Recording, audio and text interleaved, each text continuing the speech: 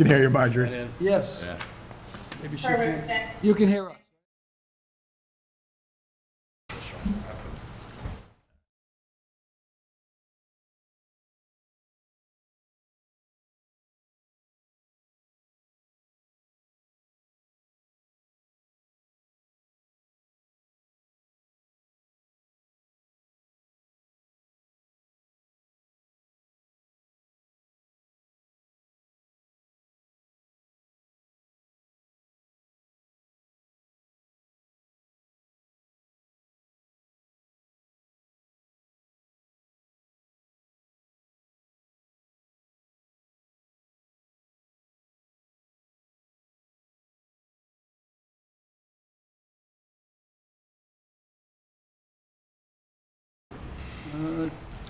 We're ready to go here. Yep, we're good. Good evening, everyone. I will open up tonight's Conservation Commission meeting. I have a quorum of voting commissioners present. We are meeting for the Thursday, March 20th, 2025 hearings. This is in the quiet meeting room, Mashpee Town Hall, 16 Great Neck Road North. Our meeting tonight is broadcast live on local cable channels 8 and 1072, also streamed live on the Town of Mashpee website, and we are also into a hybrid remote Zoom meeting as well. Before we do begin, if you would like to join me in a pledge of allegiance to the flag. I pledge allegiance to the flag of the United States of America, to the republic for which it stands, one nation, under God, indivisible, with liberty and justice for all. Thank you. We'll begin with a moment of silence.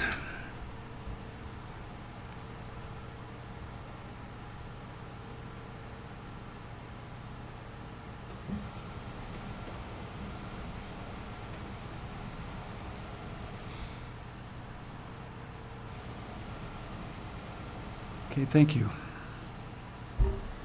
Our first agenda item is public comment, and this would be for any issues that are not related to agenda items for tonight's meeting. Is there anyone that would like to address the commission? Guess not. Nobody online that wants to speak? No one online. Okay. Then we'll move along. I think I will go to the hearings that we have scheduled first. And our first one will be 45 Manitoba Road, Martin T. Vakovec and Deborah L. Vahovec, proposed removal of trees. This is represented by the owner, and it is a RDA. Mr. Chairman, I'm going to Yes. recuse myself because Tom and Deborah are my clients. Okay, Steve? Thank you. All right. Sir, are you the owner? I am. Would you like to come up and you could sit at that table there with the microphone. Introduce yourself so we have a name for the record, and describe as best you can your intent in asking for the RDA. Okay? Great. Thank you. Floor is yours. Everyone. We just moved to Mashpee February 19th. We bought my son's home, and so we're looking to make this our lifelong home. And there were some safety issues that concern us with some of the trees that are surrounding the property. One in particular has, in our opinion, caused a severe crack in the foundation because of the extensive root system that is expanding into the house area. I think you have a diagram of the tree on the left side of the property that has cracked the foundation. I have pictures of the cracked foundation, and our hopes would be able to remove that tree to prevent any further cracking, but also the tree is hitting the side of the house, hitting the windows. So we're hoping that that removal of that tree would be accepted by the board. Do I continue with the Yes, other? Yeah, everything that you would like to present, and then the commissioners will ask questions or Right.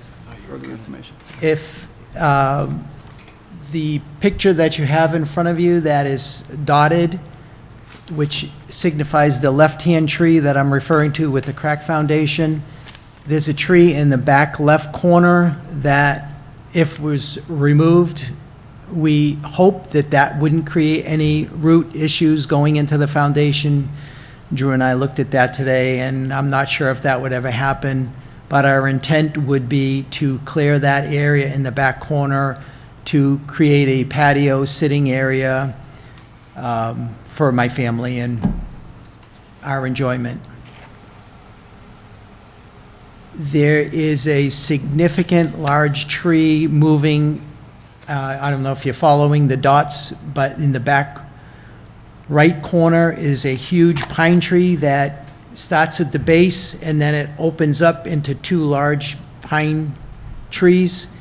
In the last storm, some of the branches cracked off and broke, but the tree is leaning towards, in our opinion, in a negative way, towards the house.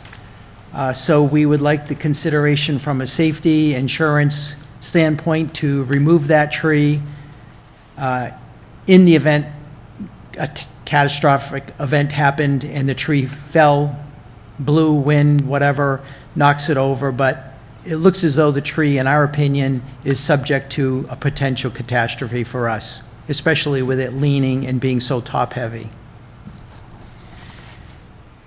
There's some additional trees on the side of the property, which I'm not sure if they actually fall into the wetland area, and I don't even know if that has bearing, but in the back of the property is not in the wetlands. The house is, from what I understand, in the wetland area, and I'm not sure if that has any bearing on your decision one way or the other. We had hoped that we could clear some of the additional trees out on the side of the right hand of the property to open it up, give us some more flexibility in doing some landscaping, which we do on a professional level, to enhance the property, in our opinion, in the way in which we would like to see it, with ornamental trees suitable for the area. I'm going to learn which trees are preferred versus the ones that are not preferred. I came from a lake living, and birch trees and whatnot were very favorable, and I'm understanding that that may not be the case. But the whole side of that property was never cleaned, and leaves and ticks and sumac and poison ivy has all been determined to be in there. So we're in the process of trying to clean out all the leaves, all the yucky, viney, picky bushes that are in there.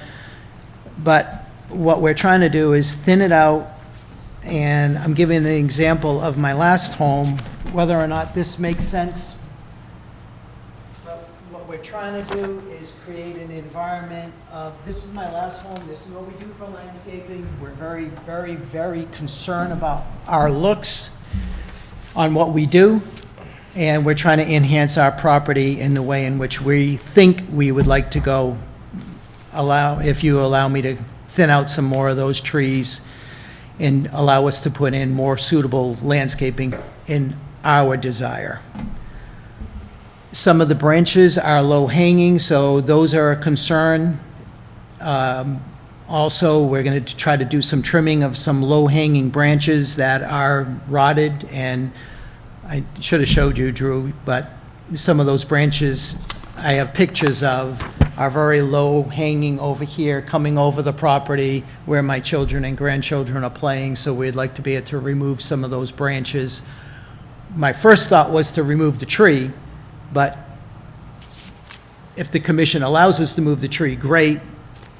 If the commission doesn't allow us to move the tree, maybe we can come to some sort of compromise and we can trim some of the branches that are potentially going to break, fall, maybe. But we're trying to prevent any accidents down the road, and we're trying to prevent any missteps by asking the board for consideration of removal of some of the trees. The necessary trees, in my opinion, are the ones that are cracking my foundation, the one in the back that potentially could impede in the foundation area, not doing it now, and the seriously big pine tree that is leaning, that potentially could be a problem. Like happened 2 weeks ago, there was a huge pine tree that cracked and knocked out the power on Manitoba and the whole area. So a mature pine tree, if given on the right day, could fall, and we don't want any insurances, we don't want any liability, we don't want to take any risks. So that's our intention, and we're hoping you agree. Okay, thank you very much. You're welcome. I will go to commissioners first for comments, questions, or clarifications that you would like to ask of the applicant. Who would like to go first? I have a couple, I can go Sarah, first. you've I have got a the couple floor. questions. Good evening. Hello.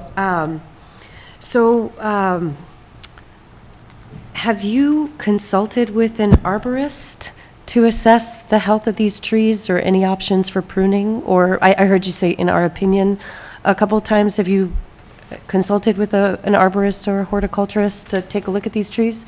We didn't understand the complexity of the right questions to ask, but Hamilton Tree and Landscaping would be employed to do the work. And they have come to the property and looked at the various trees that we're talking about. Had I known that you would need some sort of documentation saying, okay, this tree is in fact the one that caused the foundation to crack. This pine tree in the back is leaning, has the potential of breaking. So I didn't ask the arborist the right questions, but we do intend to have that done by a professional landscaping organization to do it correctly. Sure, well, that's wonderful. I think taking down trees and taking a look at trees to assess whether they're healthy or hazard trees are two very different jobs. Healthy trees are by and large not going to be a liability risk to your home. And to one of the questions that you posed, the preferred trees for that property are the ones that are there. So, you know, that property is mostly xeriscaped right now. And I went out there, and most of the trees that you're looking to take down that have been marked are all of the mature trees on that property. And being that this is in the flood zone, we do tend to take the vegetation in the flood zone pretty seriously because it's very important for storing and absorbing water.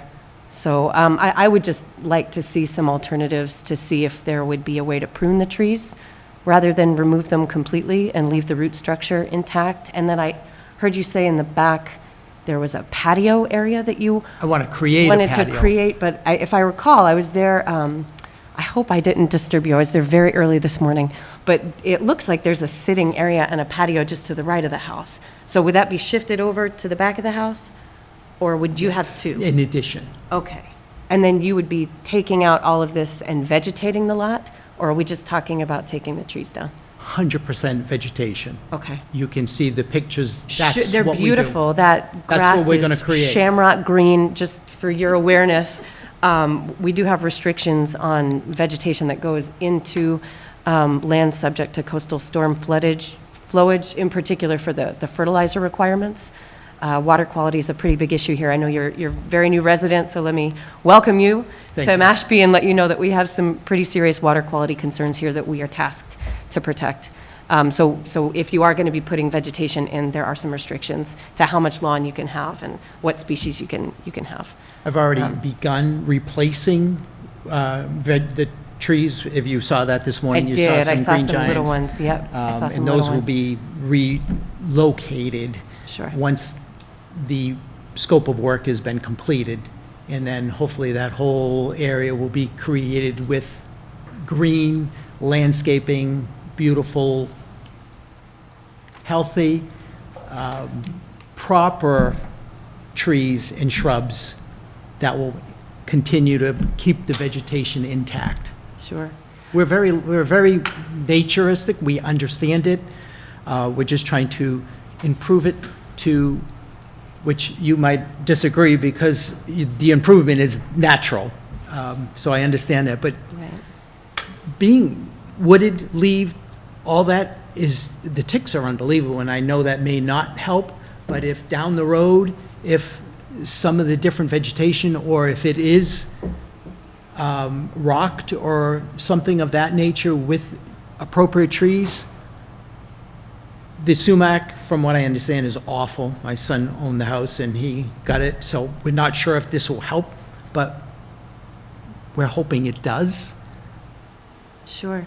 I mean, I can tell you that a certified arborist or horticulturist could help you identify options for removing some of those invasive plants, and Barnstable County is a hotspot for ticks, period. I can guarantee you it's not because those trees are there.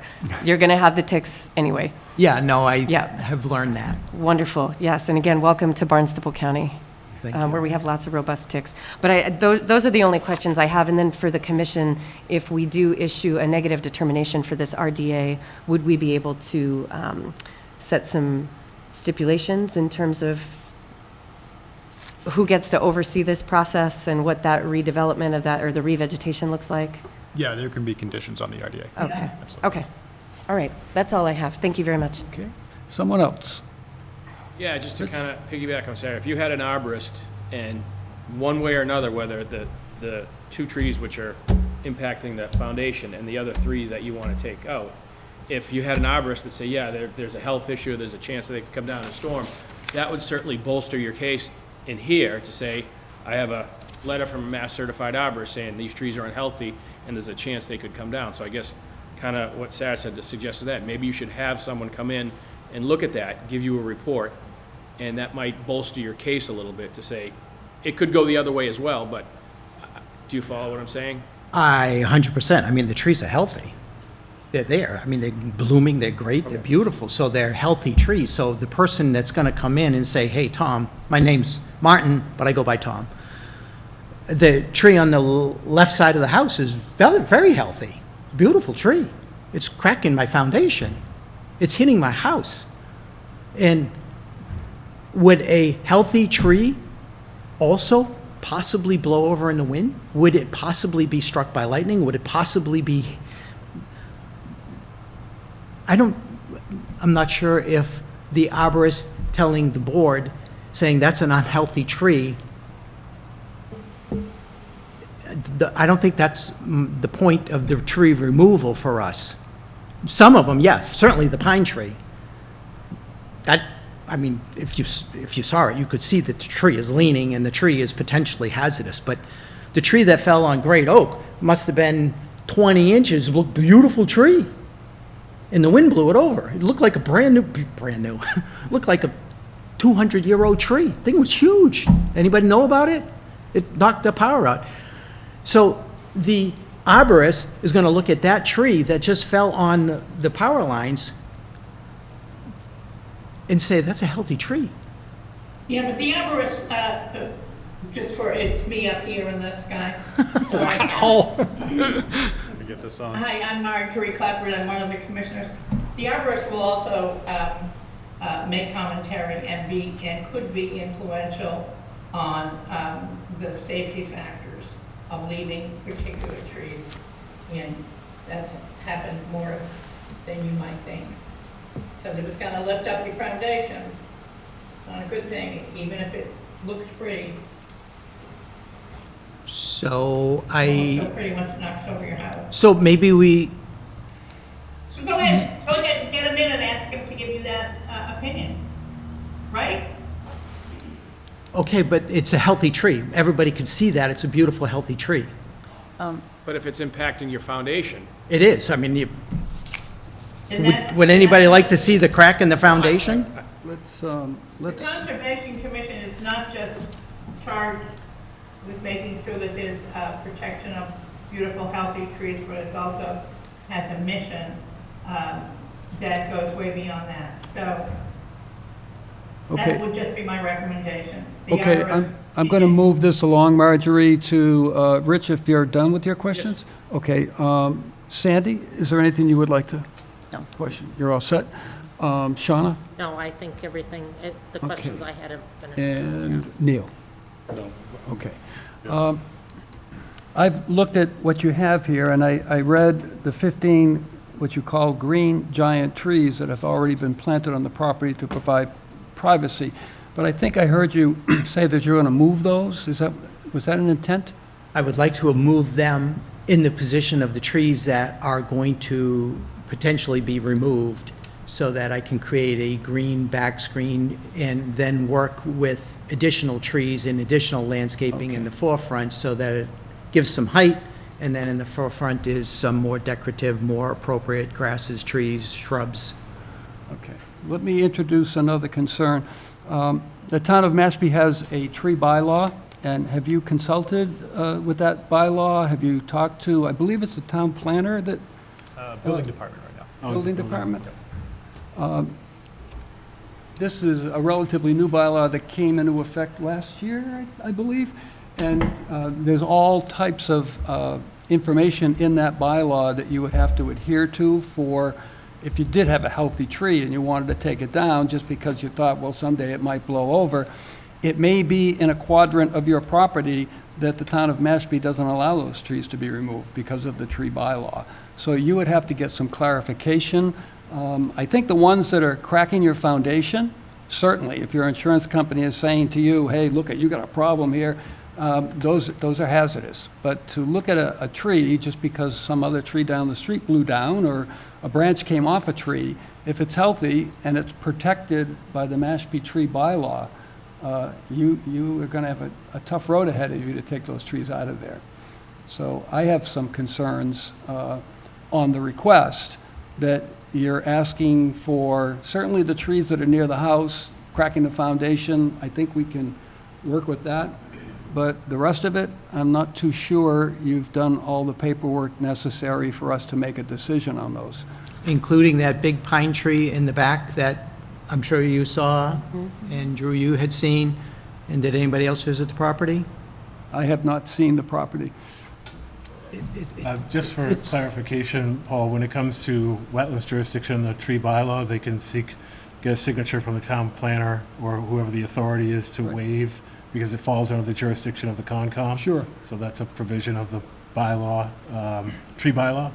So just to clarify how it relates to the bylaw, the tree bylaw. I would find it hard to waive something when we're not sure. I would like. No, but it would be whoever enforces the tree bylaw would defer to the Concom by Okay. signing a waiver saying we don't need to review it, we're going to have the Concom review it. Okay, I get you. In this case, on the tree bylaw, it is I believe the first box for checking that it's within wetlands jurisdiction.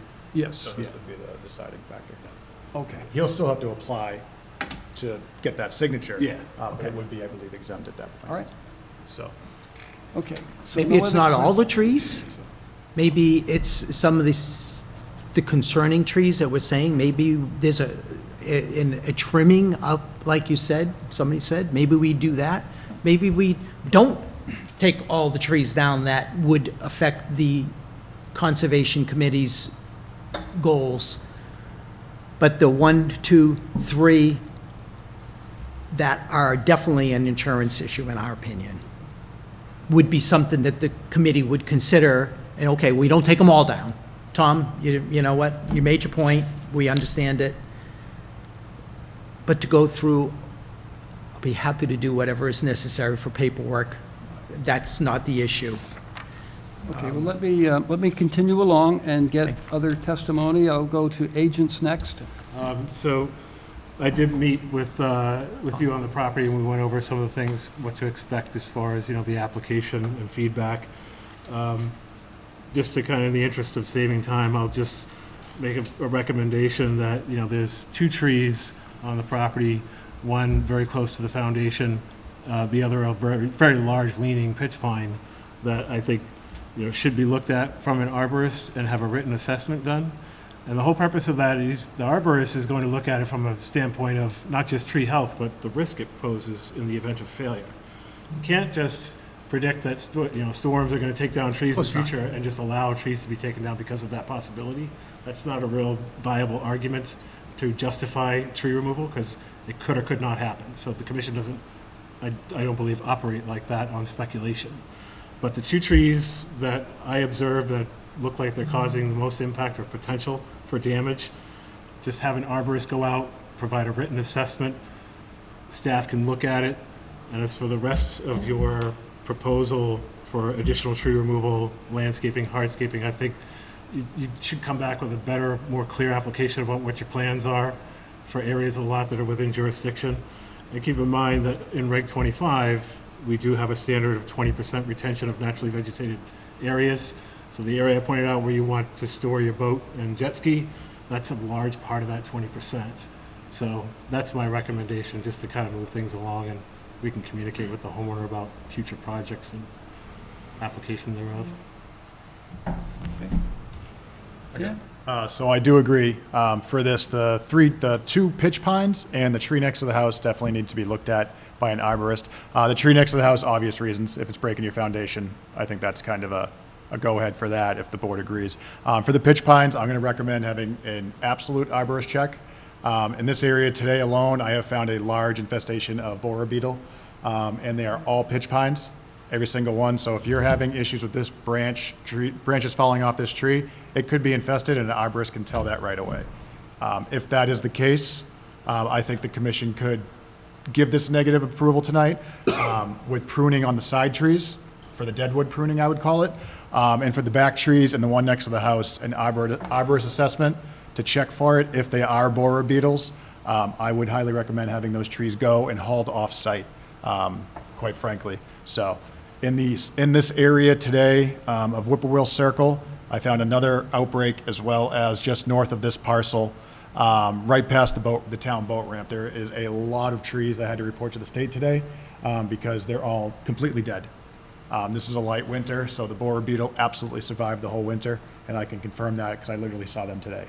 I would just suggest too, if you're going to make a motion for a negative determination, that you be specific about what it is you're approving in this application, because it's beyond the risk trees.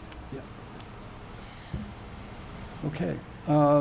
Any questions or comments from the public? We're all set? Okay.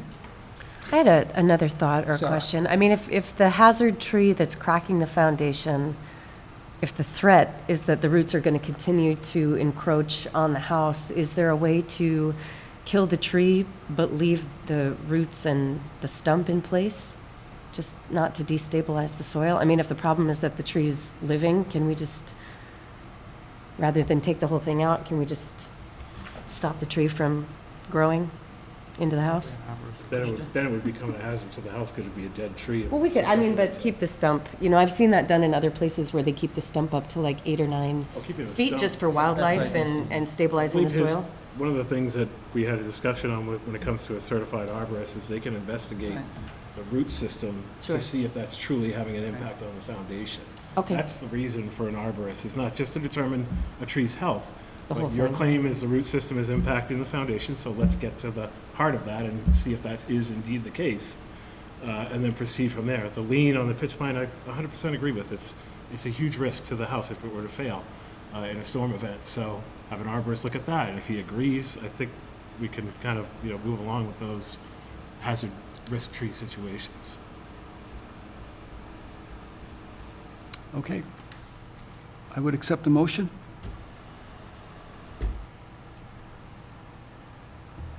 I don't know, motion, but the pitch pine impacting the tree, that, if that comes down, that's fine, it comes down, but can he make a motion for continuance to come back with an arborist report, basically saying like, okay, if these trees are not healthy, unhealthy, whatever it is, if you have a report, it bolsters your case to cut these down, and it might not, but at least if you come in and you have those reports, it gives the commission a little bit more information to move on.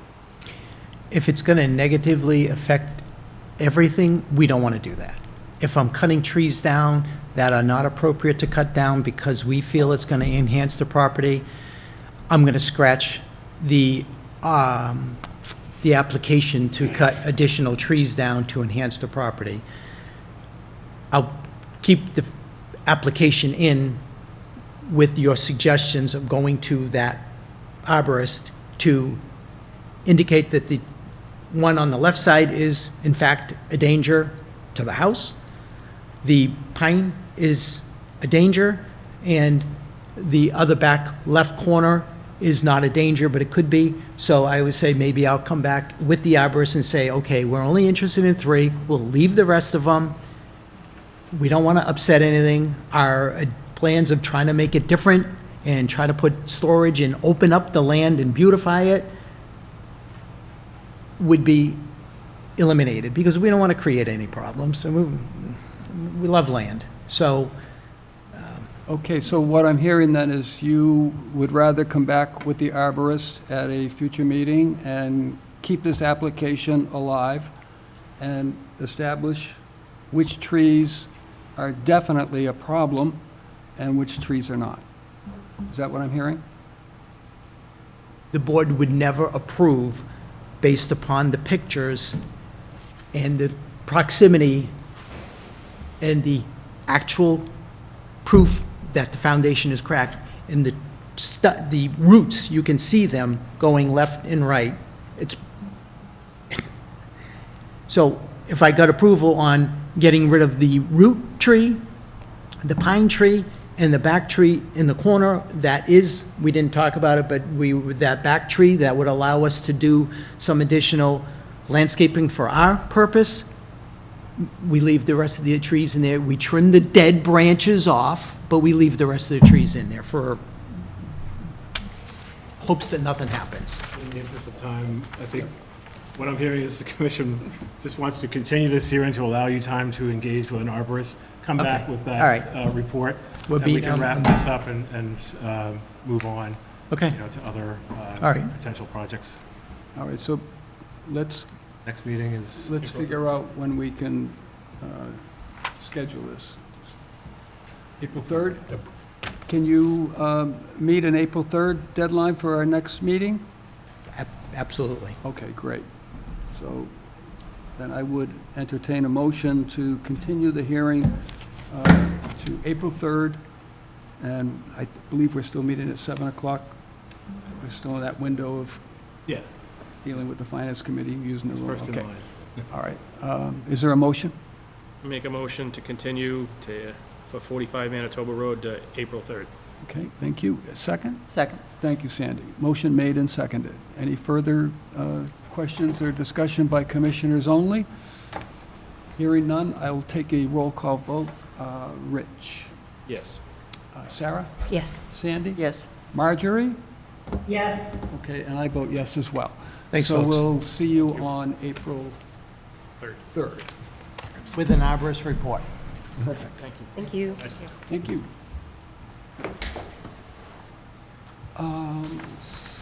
Sandy's going to get...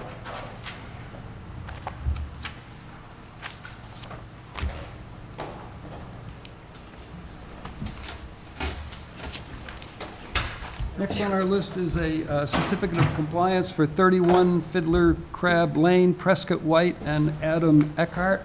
This is a request for a COC, DEP file number 043-3231. Representative is Merrill Engineers and Land Surveyors. Which one's this? I've got a note on here, continue 6 March, is it? Oh, so, yeah, this was, I hadn't received, the project was a retaining wall, reconstruction of a retaining wall. Yes. And mitigation plantings on the top of a coastal bank. So there was a condition of 3-year mitigation monitoring and a contract. He hadn't submitted the contract at the time of the COC inspection, so he has since submitted it. Okay. And we will add the additional years of monitoring and maintenance as ongoing conditions in the COC, if you approve it.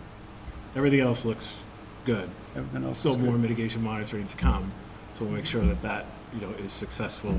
We're just not there yet. That's why it'll be an ongoing condition. Okay. Questions from commissioners on that one?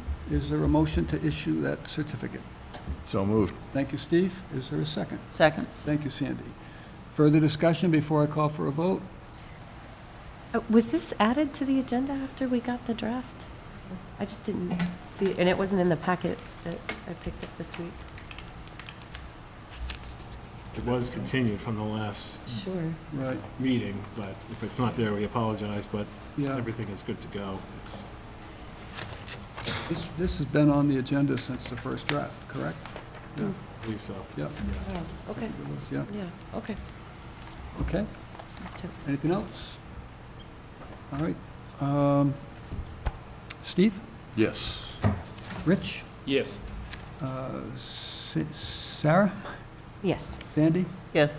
Marjorie? Yes, And I vote yes as well. So that one is taken care of.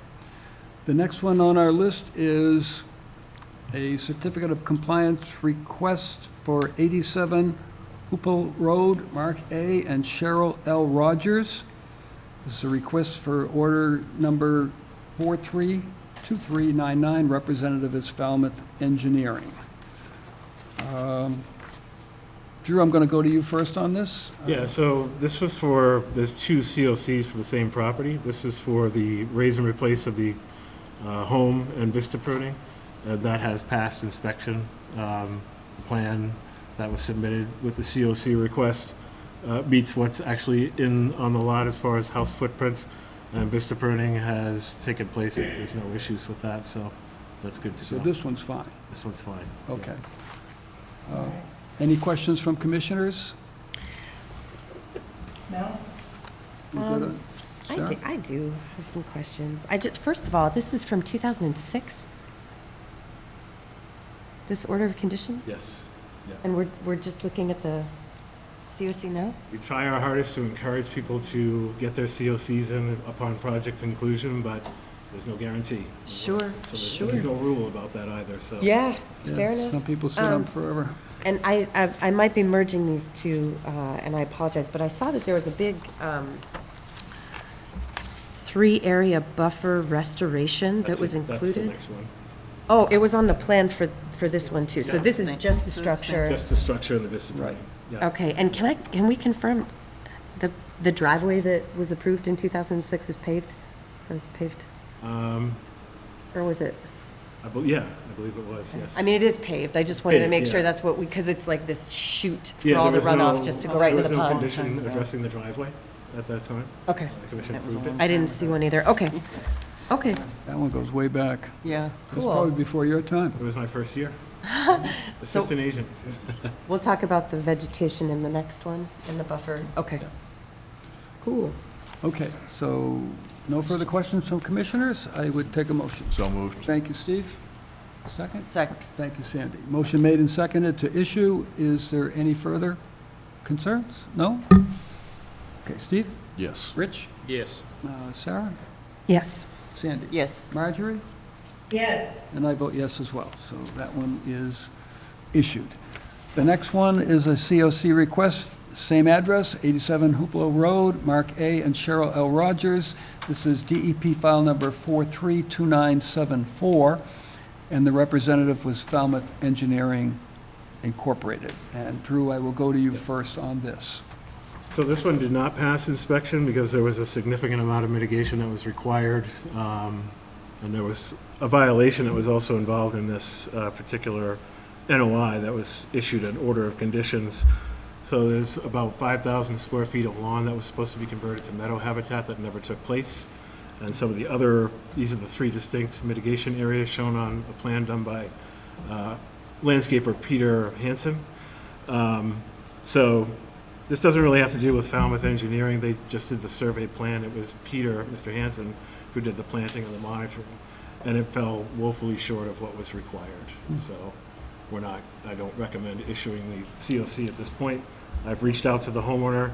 He has responded, and we'll communicate and make sure that everything that's on that plan, as far as required mitigation, gets done. Have you discussed this with the landscaper that was charged with the I work? don't have his contact information because it was so long ago, but I know the homeowner does, and we will bring him into the fold. And my approach to this is, because the landscaper provided a letter saying everything was done, and it's obvious that it wasn't, so I'm going to recommend that a different consultant be brought on board to finish off the mitigation, and not the same one who submitted the letter. Yeah. When was that letter submitted?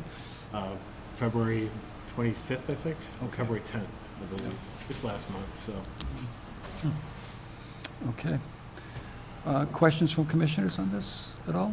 Did you have a question? Deborah? Yeah, I mean, I just wanted to confirm, right? So the lawn that is encroaching into the restoration area, almost up to the bank of the pond, that's part of the violation here, right? That it's not actual Yeah, they expanded the lawn beyond the original work limit for, huge, it is huge, I agree. So that's one of the things that needs to be rectified. right? And then there were other mitigation areas that fell short of the numbers of plantings that were required, so. It's just trees, right? It's like, when I was there, it didn't look like there was any understory vegetation in the buffer zone. It just Yeah. looked like trees. Yes, Right? yeah, so some of that, it's difficult to grow certain shrubs in shady conditions like that, but that's what we're gonna work with a different Okay, contractor or consultant to figure that out. okay. And then just a couple questions again. I'm sorry, I kind of merged these together, but the plans from 2006 and then the plans from 2018, the driveway is significantly different on the as-built for 2018 than it was in what was approved in 2006. And it looks like there are a couple of additional retaining walls that weren't in that plan from 2006. Is that part of it too? That was part of the violation that Okay. took place, yeah. Okay, Yeah, exactly. okay. Do you have any recourse? Is there any ability to penalize this? Enforcement order, right? Isn't that the? He was issued an enforcement order, and that resulted in a subsequent notice of intent. So, yeah, there is other recourse. There are fines that we can institute if compliance is, delayed or hindered in any way, which I'm thinking about doing because I've Seems pretty kind of run out egregious. of patience with this homeowner as far as compliance issues, so that could be part of the discussion, just to get motivated and get this done, because like I said, it's really inadequate as far as mitigation. So if the commission wants to defer to staff to handle that with the homeowner, if you want to have him come into a meeting, we can certainly notify him of that, to explain. So it's your discretion. Okay. How many violations did you see out there? A lot, or? It was really, the violations all happened right around the same time. He had created a beach area on the shoreline of John's Pond. I think there were changes in the landscaping and hardscaping, and we went over all of this, and the commission approved, a substantial mitigation plan. It just hasn't been followed up on 100%. So all of that has been discussed and deliberated at public hearings. It's the compliance that hasn't been achieved yet, so. And Well- does this one date back as far as 2006 as well? The house and vista pruning does, but the violation was more recent. That was 2019. 2019. Correct. Yeah, I remember this one. Yeah. It was like one of my first ones. Yeah, When I was on. you were on the commission. It was Yeah. before my time. That's It was pretty egregious. That's this many Yeah. years that they've had the ability to get this right. Sure. Yeah. But we Okay. do whatever it takes to get The compliant. house looks great, though. Huh? The house has been very well maintained. It looks great. So I would, Didn't do what they were supposed to do. That's bad. That's right. I would accept a motion to deny the request, right?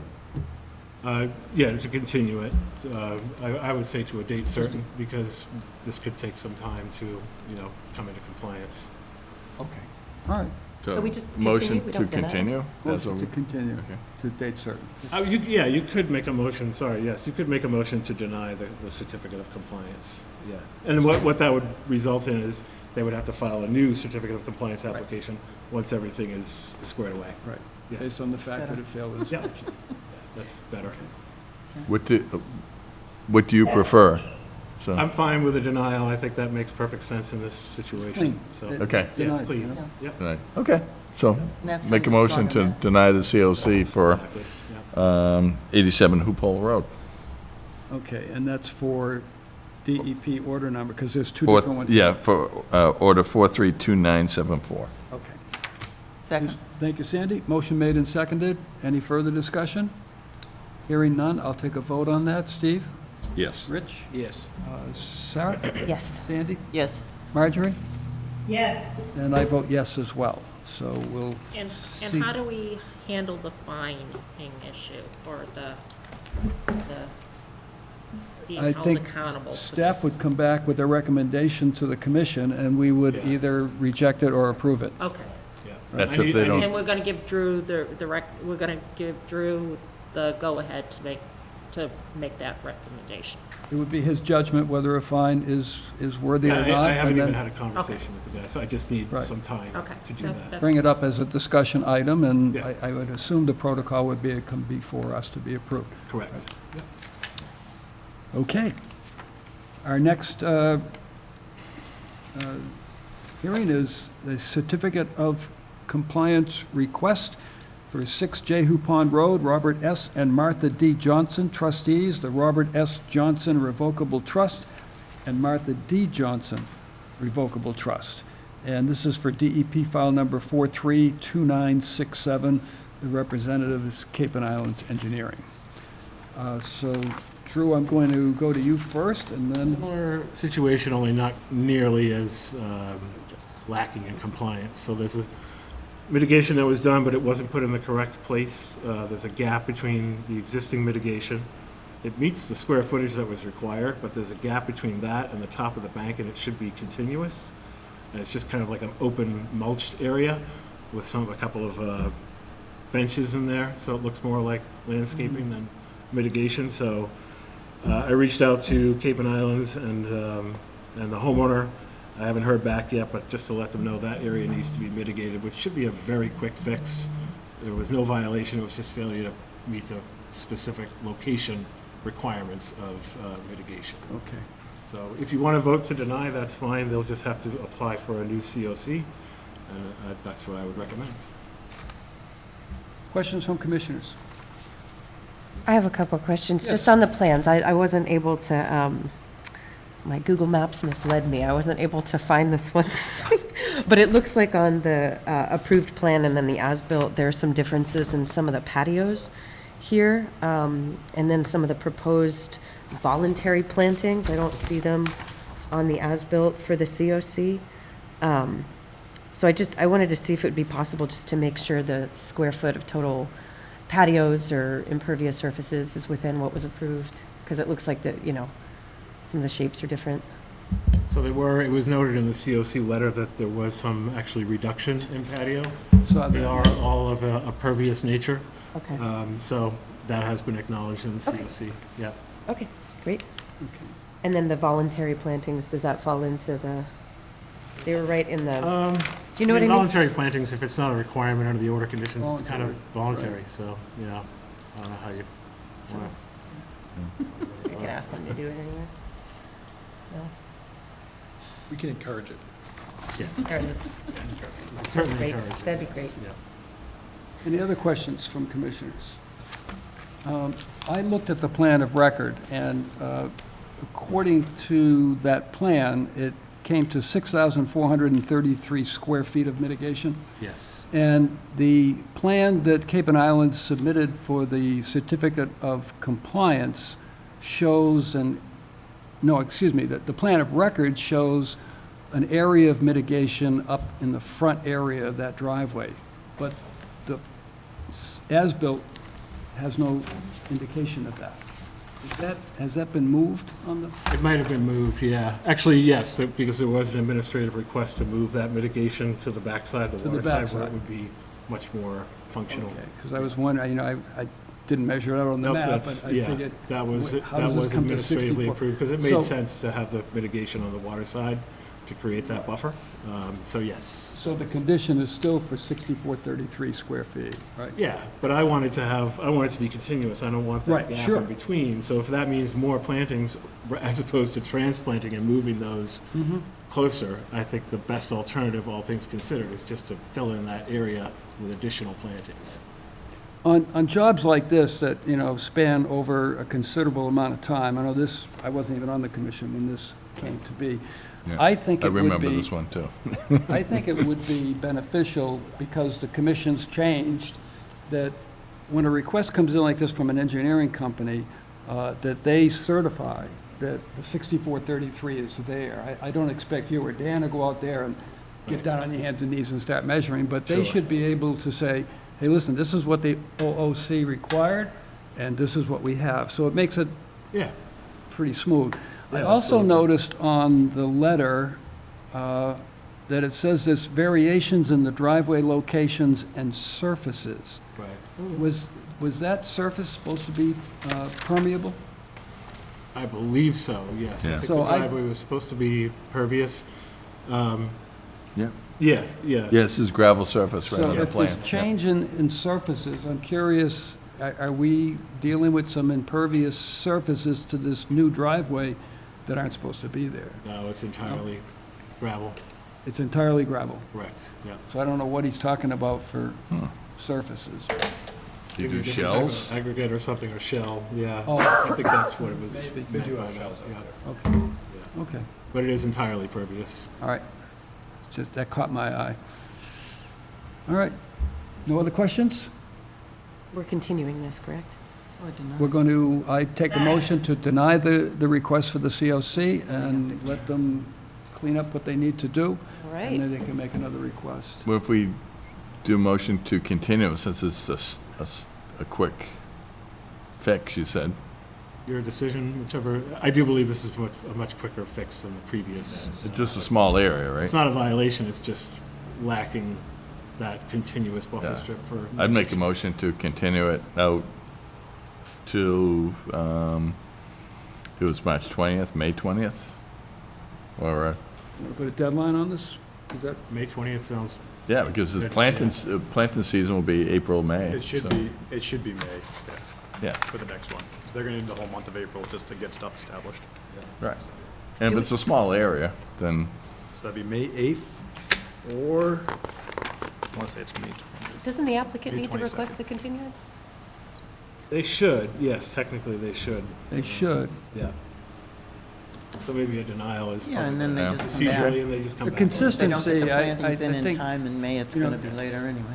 now that we've made it the protocol to Right. go through these That's what I said, COCs yeah. and vote on them, I think we should remain consistent. Mhm. If Absolutely. something is not the way it's supposed to be, let's just deny that request. Sure. And let them put in another one. That way, it, it's either Coming a upon- approval or denial, it's just one or the other. I think that's the cleanest way to deal with these things. Yeah. Okay. And that way, somebody can't come back and say, well, you know, you denied mine, but you gave him. Exactly. We don't want to get down that road, Okay. you know? So do you want to Make a motion to deny the withdraw that other COC motion? request. Well, I didn't, Oh, I thought you made it. no, I didn't. Did I Okay. make? You kind of halfway through it, but then you Halfway stopped. through it. Yeah, I stopped, yeah. It's fine to make a new Okay. motion. Okay, so withdraw whatever my partial motion. There you go. And then make a new motion for denial of COC for 6 Jehu Pond Road, order conditions number 432967. Second? Is there a second? Second. Yeah. Motion made and seconded. Is there any further discussion on that? Hearing none. Steve? Yes. Rich? Yes. Sarah? Yes. Sandy? Yes. Marjorie? Yes, And I vote yes as well. Okay, so we're through all of that, and we can go back up to pre- and post-hearing agendas. First on our list is the approval of the draft minutes for December 12th, 2024 hearing. I know Alyssa had sent out a revised copy of that. If you had a chance to look that over, you okay with the changes that were made? You got that as well, Drew? You saw that? Okay, I'm open to a motion. I found one. Sandy? It was under the discussion, decision, I think it was the second bullet down, there's a word better stuck at the end of the sentence. I think it was just a leftover that didn't come out. Extra word. Yeah, And where? Discussions? yeah, under Chapter 172, Reg 25, that discussion. I just want to pull it up so I know. Yeah.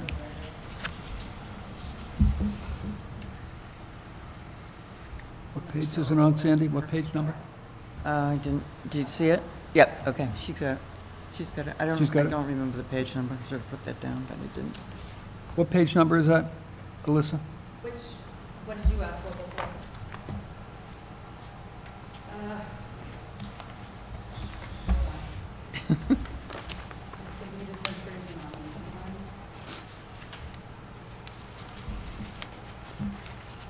Was it on one of the hearings, Sandy, or It was under the discussion bullets.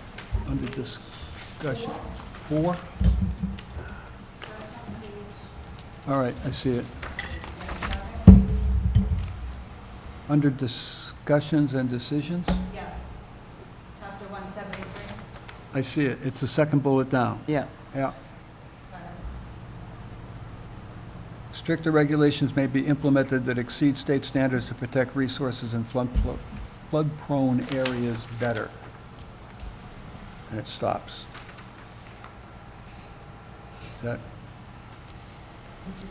Was that the intent? No, Okay. no, I play around with stuff. So I will, honestly, I want to double check. I don't want to Okay. say exactly. I would rather just double check, to be honest. So Right. I feel better doing that. Well, wait. Yeah. So let me do that. Okay, so we'll let that be revised and come back for, Yeah, thank you. well, we had a motion on the table, right, to accept that, or did we? No. Is We it- did not. Do we Okay. need a motion to continue? I lost track on that one. Sorry. Okay, let me go to the next set of minutes. That was for January 9th, 2025, the hearing minutes. There are two sets here. Was there any questions or concerns about those? Those look good? I got to go back just for a second, bear with me. Just looking for the people that are eligible to vote on those minutes. That would be I don't think I was there. Steve, Sandy, Alex, Sarah, Rich, Neil, Shauna, if needed, and myself. So, yeah, Marjorie, you're out of this one. I'm out, man. Sorry. We okay with them? Yeah. Yep, look great. All right, then I'd accept a motion. So moved. Thank you, Steve. Second. Second. Thank you, Sandy. Any further questions, problems? None? Take a roll call vote. Steve? Yes. Sandy? Yes. Sarah? Yes. Rich? Yes. And I vote yes as well. So those are all set. The next set is January 9th, 2025, the executive session minutes.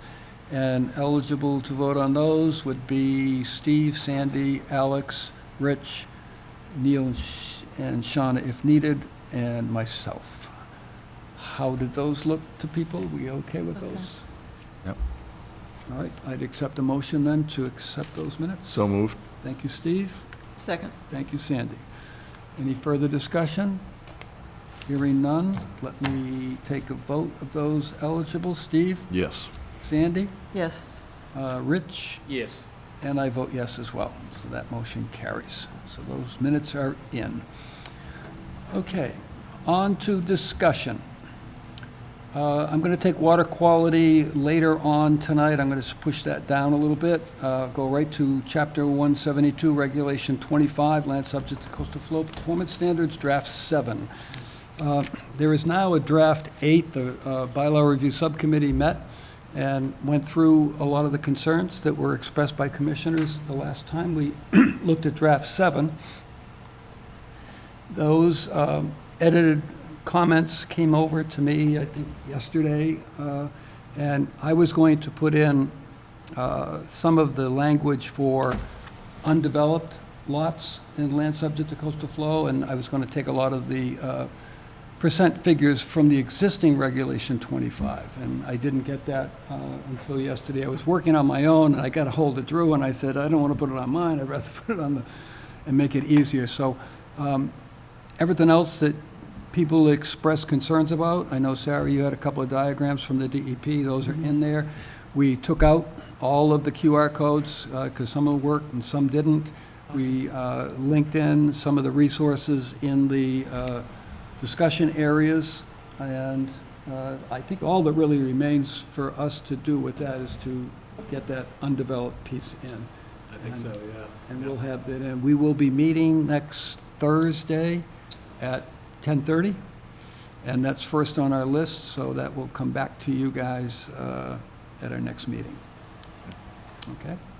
And it should, Kudos, moving that along. and I'm hoping for adoption and move it down the road. Okay? All right. Our next discussion item is Climate Resilience Initiative and Resolution. I know Alex is not here, but Sarah, you are. So I'll open that up for discussion. If there's things you want to bring back and discuss with the commission, or tell us what you've done since you last introduced the idea, and we'll take it a little further. Sure. Just to kind of reiterate, I know not everybody was in attendance at the meeting where this was introduced, but it was emailed to everybody. Hopefully, everybody's had an opportunity to take a look at it, but just for the benefit of the folks maybe tuning in or hear from the community, a resolution was drafted for consideration of majority vote adoption by this commission to put on record proposed key strategies to respond to the impacts of the climate crisis here in Mashpee, based on information we have had shared with us from local experts doing work on Cape Cod with climate resilience and adaptation measures, using the data that we have available to us. It is not intended to be a regulatory document. It's just a position statement that hopefully will spark some action townwide, with us working in lockstep with other boards and commissions, including the Select Board. It's here for discussion, and I will say that since sharing this with the commission, I have put together another document that catalogs what other municipalities on Cape Cod are doing in response to the climate crisis. A lot of them have established committees by the appointment of the Select Board to do just this, to take information and synthesize it and get it out to all the relevant boards and commissions. Sometimes it lives with another board, like there's, I'll pull up my page here, but planning department, zoning department. There are other municipalities in the Commonwealth that use mechanisms like a resolution to communicate position and intended actions for climate change, so it's certainly nothing new. And in Mashpee, we do have a real opportunity to take some action, and we do have some real imminent threats that I think all of you are seeing the impacts of right now. So this is up for discussion. It's up for majority vote. If it dies on the floor, it dies on the floor, but I'm really hoping that we can have a really fruitful conversation that'll turn into some really coordinated action across the town to respond to what we're seeing and what we can expect to continue to see for our community and our neighbors. Right. So with that, I'll yield and give it back to the commission for discussion. Any questions? So I will open it up. If there is something that anybody wants to add or question or comment on, I have a few things, but I'll defer to commissioners first, and then, I have a few things too, Paul, and I'm happy to go Okay, after so- you. So really well written, Sarah. You do a very good job writing, and and I'm very supportive of this initiative. So mine is more kind of like Sure. devil's advocacy, or why did you choose this over something else? Okay. And the first thing was, so sewering in the town of Mashpee has been a very, very important thing, which I think everybody would agree here, right? Sure. So, and the entire town is not encompassed on the sewering plan. So my question is, in your recommendation to replace the homes that are outside of the current plan, why wasn't the choice to put those homes in the sewering plan? That's a really good question, and I actually don't know why they weren't included. I can only imagine it would have to do with the substrate and what it would take to bury sewer pipes in these So really there's a heavily little bit- developed areas. So this has been something I've been over since I've Then come on now. please So- educate me And on I'll this, give you, yeah. I'll give you an example, because Sure. that's near home. So Pompanesett, most of Pompanesett is outside of the sewering plan. Sure. And the reason it's outside of the sewering plan is that there is saying that all that affluence flows to the sound, and the sound is not having problems. So Who's saying that? The Sewering Commission's saying this. Oh, boy. Okay, so, I mean, I think you're probably spot on. It's gonna be damn expensive and damn hard to get sewering through Pompanesett. But I know the PBA, and I know there's been, pros and cons, has been very focused on getting Pompanesett sewered because of the problems with the Pompanesett, Sure. the bay and things like that. And my view is, well, yeah, the sound's not in bad shape now, but that's only because other places are more Sure. on that. So there is kind of, you know, is that a better stance for us to take, that everybody should be on sewering? Because I think we would all agree that wastewater treated water is going to be better than, I mean, and Paul, this is something that you have been really focused on, is the nitrogen loading, even on the new systems, really Right. coming up to the specs that we did. So I guess, is this something that we want to be a little more bold about Sure. in terms of that component? And if not, in two places, which, again, I agree with the concepts, you talk about incentive programs.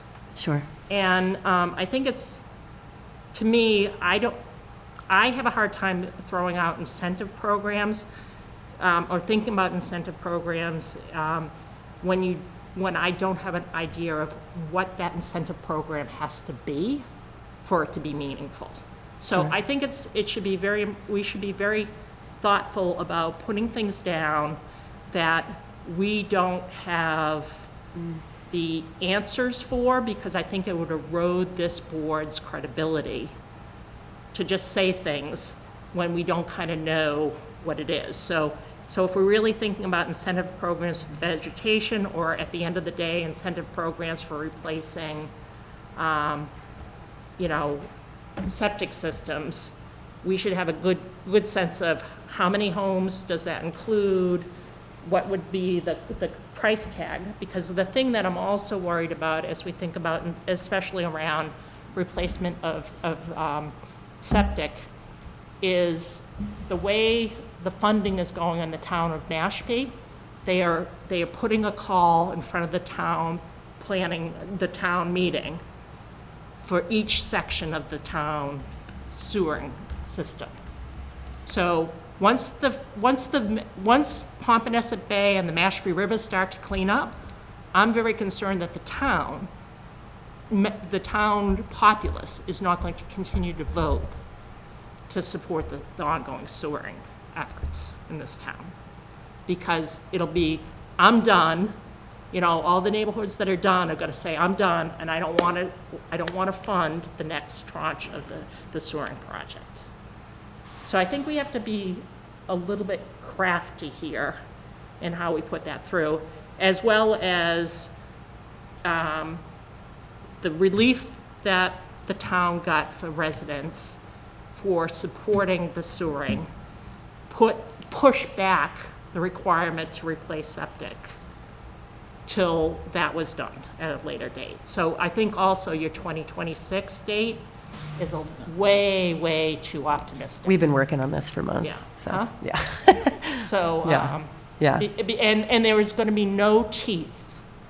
There's going to be no teeth, and I guarantee you no individual homeowners' appetite for replacing their existing system with something that's going to be a minimum of $60,000 to do it Sure. until everything's done, and the state and the town is saying, now you got to do it. Sure. So those were, and then the other last thing, which might be, it was a question, is you talk in your earlier components about the horizontal expansion Right. of being linked to more energy usage. And I think we need to think about that. I don't know that to be true. And I also don't know that to be true because right now, HERS ratings, when you're building new construction, are pretty tight. So I think we could be in the same situation as a septic, where you'd have a one-story old cottage throwing out more harm to the environment than a two-story, 1,000 extra square feet of living space that is totally up to the HERS ratings. So those were just kind of my initial thoughts on this, but I think Okay. going in the right direction, and I think I think we do need to be bold, and we need to be aspirational, but I think we also just need to make sure we don't get over our skis and look like we're just, not thoughtful people about what we're asking the town and the town residents to step up to. Sure, thank you. Is it appropriate to respond to those, or would it be better to? Let's just hear the concerns, I Sure. think, Okay, first. And yeah, then sounds good. we can Okay. note those. Anyone else that would have the time to look through this? No, I agree Yeah, with a lot with what Shauna says. Rich? Go ahead, Rich, you have the floor. One of the, I guess the bullet points was to establish a fund for anybody that might have a failing septic system. How would you go about raising the funds? Because, I don't know what a septic costs these days, and I guess, how would you determine who gets it first, and Sure. do people get on a list, or, and who would donate? Is it the town that would fund that? Not necessarily. So a lot of the work that's done, especially in communities here on the Cape, for climate resilience and adaptation work is done through a state grant program called the MVP program, the Municipal Vulnerability Planning Program. And so we are an eligible community. I think we would just have to look into what it would take to construct a really compelling proposal to utilize some of those funds for these types of upgrades as it pertains to climate. But they're really like, in the realm of conservation behavior, there are two mechanisms for getting people to comply. One of them is to impose fees, right? And the other is to offer incentives or discounts. And the incentives or discounts, when Commissioner Zolo and I were coordinating on this, we agreed that that was the most inclusive approach. That way, if you have a low wealth or a low income household here, we're not just burying them in money they don't have. We're actually providing an inroad for them to comply to the benefit of the greater impact. So I think if we were able to find funding sources, and right now I will say the federal funding climate for this work is unstable at best, to be conservative. But, within the state, we do still have some options, and there are, quite a bit of foundations, actually, that are funding this work in different places. So, again, this is just... I read it as that the town should be incentivized. It could be, yeah. So the So town would have that to would- adjudicate the MVP program. They would have to be the grant holder or the people that administer it. So, other municipalities in the Commonwealth, some of them actually have like full-time employees that do climate programming for folks. So, it would be an expansion, it would be an investment from the town, from some source. But we've seen that. We do that here with the sewering system. So all of us voted to increase the taxes that we pay, nominally to pay for the system. So again, this is just, we're starting the conversations, Yeah, no, and then the nuts and bolts of how we implement it would have to be determined in terms of what's feasible, what the town's willing to do, right? Because our commission doesn't make these decisions. We're just one voice. But I do think that there are programs and opportunities for us to apply for grant funds or foundation funds for this work. And I do think it's more attractive to think about finding money to help people do this than it is to institute a series of fines for people that aren't doing it in the time frame that we've decided is appropriate. So that's all I would say. Does that answer your question, Rich? Is that? Yeah, it's It's a good question. I don't I'm have a not gonna say it's specific answer. open-ended. It's a lot of work, and like you said, It is a lot of work. 2026 is a tall ask, Fair enough. Yeah, fair enough. I think, looking at the timeline to completion, I think we really just do need to be pretty radical in what we're doing here. But it's a really compelling idea to think about adding sewering in as an alternative. I think that's really neat. And I do think that we could adjust the timelines to be what's feasible. I think concrete, specific language is a lot more powerful as a position absolutely. statement than saying within the next X years or as soon as possible. But this was started actually early or late 2024. So at that point, 2026 felt feasible.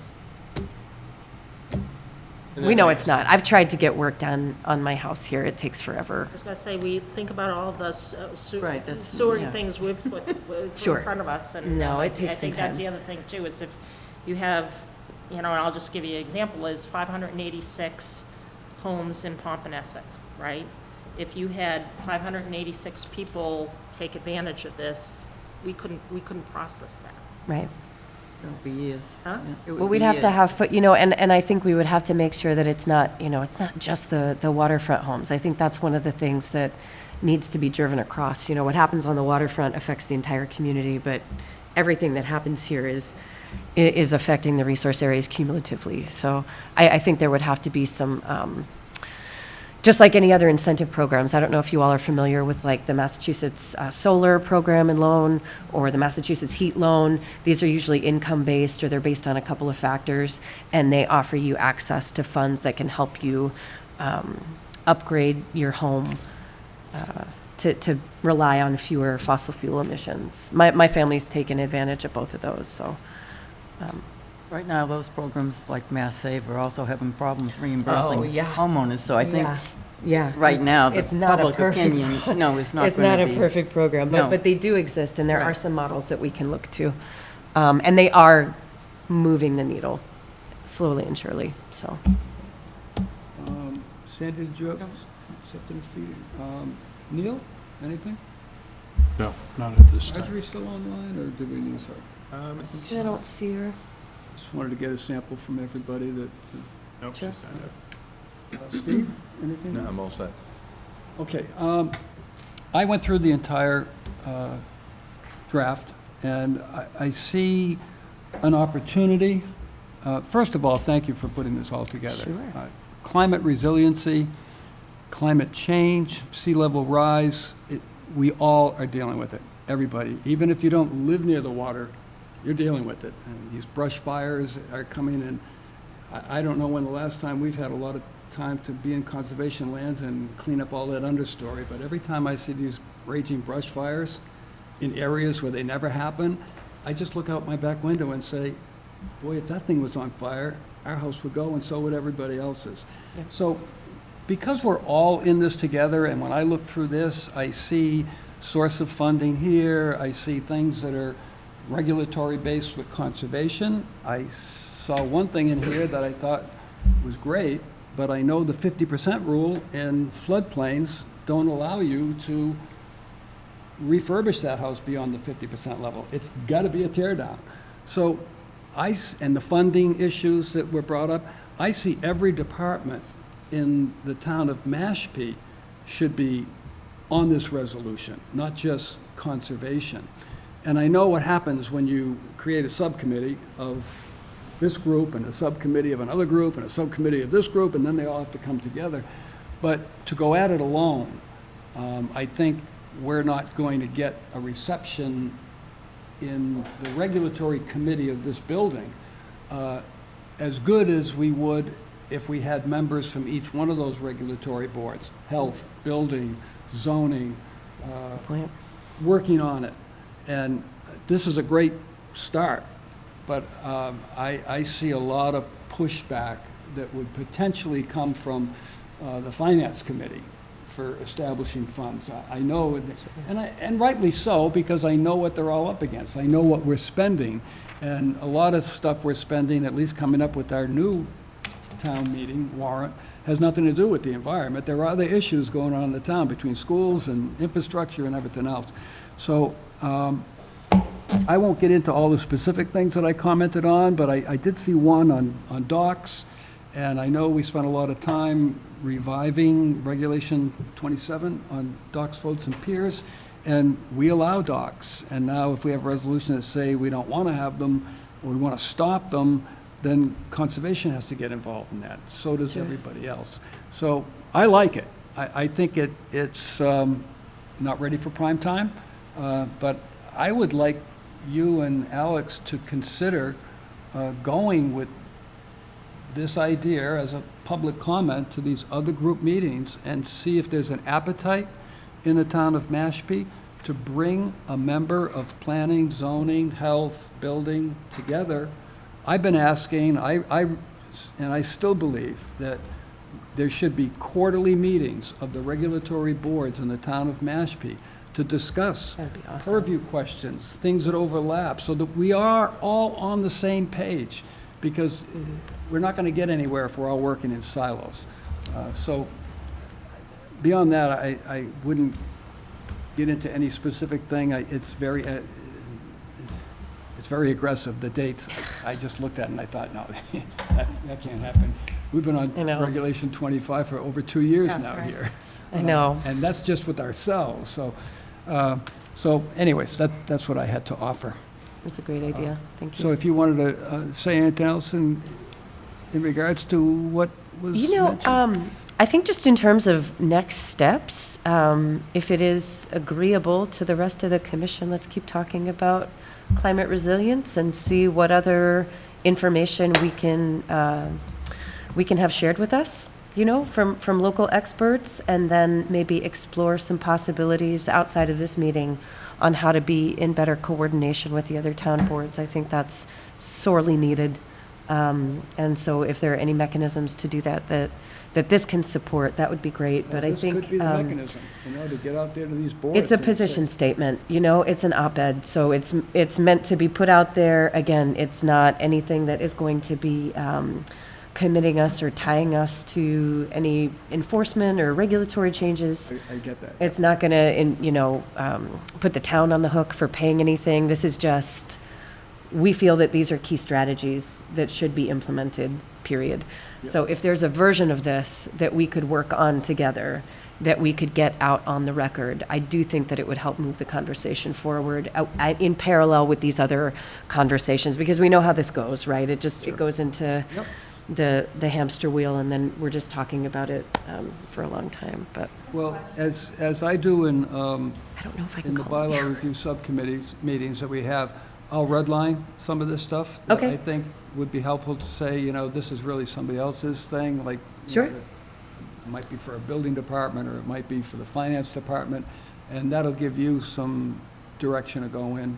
Yeah, I'd be bring glad back. to revise it and put it Right. back before this commission, and things that feel within our purview that would be appropriate to Yeah. put out as a position statement to the community. Sure. I will say one thing for climate resiliency, when Regulation 25 comes back before you, and you've seen it already, and hopefully it'll continue along and at some point get approved, there's some built-in nice climate resiliency to Regulation 25 by bringing in the Cape Cod Commission's work, and CZM, and the Morris Data Viewer, and the benchmark of what are the flood zones for 2050, not today, 2050. So when we start to review plans, we're looking at where are these buildings? Are they still on land, or are they underwater? So we are making strides towards that, baby steps, I guess I'll call them, but it's not going unnoticed. Well, good. We better, because Yeah, we're going to I be mean, we don't have underwater any choice. pretty soon, so. We don't have any yeah. choice. I know there was a question Sure. from, I guess, I understand what they're saying about being concerned about, like, the town being responsible for what's written down and people not understanding that, because I feel like being a homeowner, I would read that and then assume, oh my God, I'm required to do this. I don't know if a disclaimer is an option or something, just to say this is not a regulation, a bylaw, so, just kind of thing to help other people, or help the community members who Like, don't really understand. understand it, that we're not telling you you must do this, but this is what it is. we just think you should. Yeah, I mean, another avenue that is really pertinent too is just the economic impact of climate-related disasters. I mean, if you all look in the news every week, there's some billion-dollar disaster somewhere because somebody built something where experts told them not to, and now there's property loss and sometimes loss of life. Multi-million-dollar All the homes time. It just falling happened. into the Where was that? water, and In there's Wellfleet? properties, Wellfleet. on Nantucket that were worth $20 million 3 years ago. You can't that even are get getting insurance sold on a for, home out there anymore. so. Exactly. And so, I think that thinking about weighing the economic costs that will fall on the town if these things are not implemented in due time would be something to consider putting up against these incentive programs as well. So, that's a good point. You gotta be able to get it through a vote. That's true. Gotta get it through a vote, right? That's the reality of running a town. There's not, Probably everybody here voted, yes, I'd like my taxes to be raised to support clean water initiatives, but they're, it's not, you know, at some point, you know, and the link that Paul sent out, you said, you see people getting up at town meetings still denying Oh, I climate know. change, right? So that's. I know, that's horrifying. If It's it horrifying. wasn't so serious, it'd be amusing, but. No, but the timeline that we're talking about here, honestly, just to be very clear, when the water here is cleaned up from the sewering effort, it is not going to be anybody at this table that is casting a vote. It's going to be my kids. It's going to be your grandkids. These things take time. They do, So- but I, you know, my comments were more just like, I have some big concerns with the town of Mashpee gets to the end of their sewering program. Sure. And you start to, you know, you start to put in front of the public increases in costs not related to the sewering program. Sure. I think you could end up kind of like, be careful what you wish for, because if the town voting population abandons that belief, then we're gonna be in a lot worse, you know, situation we are. Ultimately, too, it's not a town decision, it's a state decision. You have to meet that watershed permit. But they can do it, Paul, by saying everybody's obligated to replace their sewering systems. That is an option, right? There was Sure. the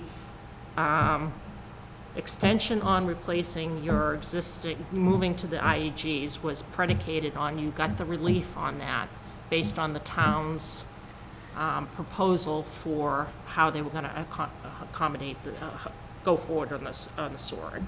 Right. And we jumped in late, and we've been very fortunate that there have been, to Sarah's point, state funds, et cetera, that we've been able to bring the cost down to something that's been palatable for the town. Yep. Okay, I don't know if the public wanted to comment on this. I see we have a couple of members of the public, but just listening? Okay, all right. So, we're good? I'll move on? Okay. Certificate of compliance applications is our next topic on the discussion list. We've been grappling with that tonight, and I think we established a pretty good, at least protocol in terms of motions on these certificates. I'd like to see us stay with those, so we're consistent.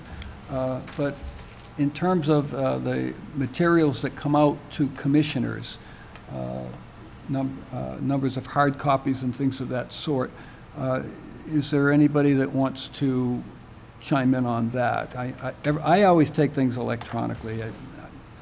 I even asked Dan tonight, do I get a copy of this? And he says, if you want to. I said, I really don't need it. I've got it on my laptop. Yeah, I had asked that this be put on the agenda for discussion, because when it comes to, you know, numbers of copies of plans, whether it's a permit application, any type of permit application, we just want to know one way or another how many copies to ask the engineer for, or consultants, or applicant in general. And what we don't want to do is have that vary from meeting to meeting. It's either everyone gets a copy or no one gets a copy.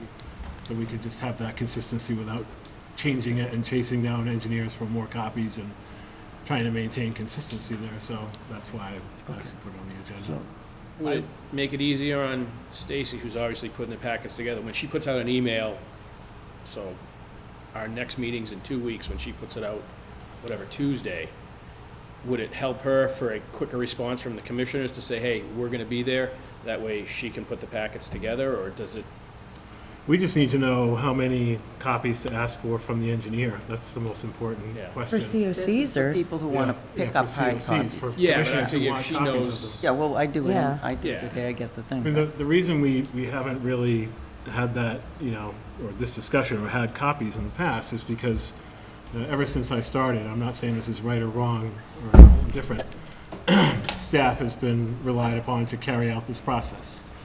The one thing I hate doing is receiving multiple copies of large plans and paperwork and throwing away 90% of it because nobody looks at it or nobody's interested in reading it. And in this particular case, if staff has been relied upon for, you know, ever since I've been a part of the commission, to follow through on COC inspections and, you know, determine if they're passing or failing. The other thing too is that engineers are required to submit a sign-off letter and inspection of their own for every COC application that involves a surveyed stamp plan.